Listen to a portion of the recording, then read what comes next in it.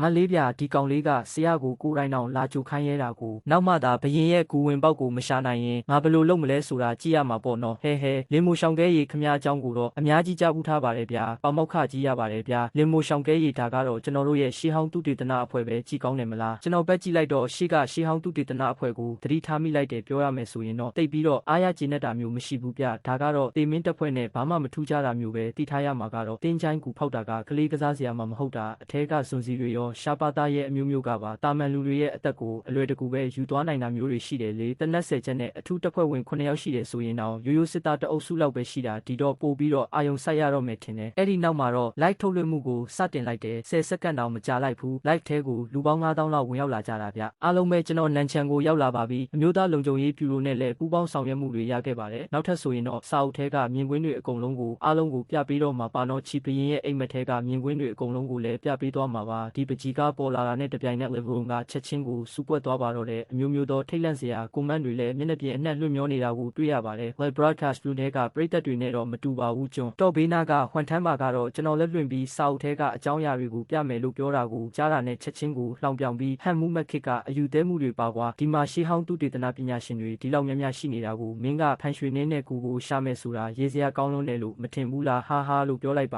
တယ်ဟွမ်ထမ်းပါရဲ့လှောင်ပြောင်မှုတွေကိုတော့ကျွန်တော်စိတ်ထဲမထားပါဘူးအဲ့ဒီအစားကျွန်တော်ကတန်လိုက်အိမ်မြောင်ကိုထုတ်လိုက်ပြီးမြင့်တဲ့နေရာတစ်ခုကိုရောက်လာခဲ့ပါတယ်တန်လိုက်အိမ်မြောင်ရဲ့လက်တံကတော့စက်တိုက်ကိုတဝဲဝဲလဲနေပါတော့တယ်ကျွန်တော်ရှိကတောင်တန်းတွေကဝိုင်းရံနေတာကိုတွေ့ရတယ်ကျွန်တော်ရှိကတောင်တန်းတွေကဝိုင်းရံနေတာပါပဲအရင်မီးတွေထွက်ပေါ်လာပြီးဘေဒင်ကစတင်လှုပ်ရှားနေပြီးကျွန်တော်တွတ်တွတ်ရွတ်နေတော့ဘေဒင်ပစ္စည်းရဲ့အချုံလေးကဘေဒင်3ခုကြားမှာတရုတ်တိုက်ရွရနေတာကိုမြင်လိုက်ရတော့ကျွန်တော်မျက်နှာချက်ချင်းပြတ်သွားတယ်လေငကားစိမ့်ကြီးလှုပ်ရှားလာပြီးဒီအချိန်မှာပဲ live ထဲကပရိသတ်တွေလည်းအသက်အောင်ပြီးစောင့်ကြည့်နေကြတာပေါ့နော်ဘာတွေဖြစ်နေတာလဲလင်မော့ရဲ့မျက်နှာကဘာလို့အဲ့လောက်တောင်ပြက်နေရတာလဲဘာမှမဖြစ်ပါဘူးနော်ကျွန်တော်လည်းမျက်လုံးကိုတိတ်တိတ်လေးမိတ်လိုက်တယ်ပြီးတော့မြင်မရတဲ့ဘေဒင်ပုံတစ်ပုံကကျွန်တော်ကိုဗဟိုပြုပြီးတောင်မြို့မြောက်ဘက်ကတောင်တန်းတွေအားလုံးကိုချက်ချင်းဝန်းရံလိုက်တာပဲဘေဒင်ရတော့အနောက်မြောက်ဘက်ကိုပြနေတာအဲ့တော့ကျွန်တော်စိတ်ထဲမှာအဲ့ဒီနေရာနဲ့ကိုက်ညီတဲ့တောင်တန်းတစ်ခုကိုချက်ချင်းဖမ်းမိလိုက်တယ်ပေါ့အဲ့ဒီတောင်တန်းကတစ်တော်တွေထူထပ်ပြီးငကားစိမ့်ကြီးတစ်ကောင်လိုပုံစံမျိုးနဲ့တည်ရှိနေတာပါဘေဒင်ရအနောက်တောင်ဘက်ကတော့လွတ်နေတာကျွန်တော်စိတ်ထဲမှာလည်းအဲ့ဒီနဲ့ဆက်ဆက်တဲ့တောင်တန်းတစ်ခုကိုဖမ်းမိလိုက်တာပဲဒါပေမဲ့ဒီတောင်တန်းကအနောက်ဘက်ကနေပဲကာကွယ်ထားသလိုမျိုးဖြစ်နေတာပုံစံကတော့အိတ်နေတဲ့ကြားတစ်ကောင်လိုပဲဘေဒင်ရအနောက်ဘက်တက်ကတော့စိမ့်လန်းနေတာဘယ်ဘက်မှာငကားစိမ့်ညာဘက်မှာကြားဖြူဆိုပေမဲ့တဘာဝပတ်ဝန်းကျင်ပြောင်းလဲမှုကြောင့်လားတော့မသိဘူးအနောက်ဘက်တက်မှာရှိတဲ့ငကားစိမ့်တောင်တန်းကြီးပေါ့သူက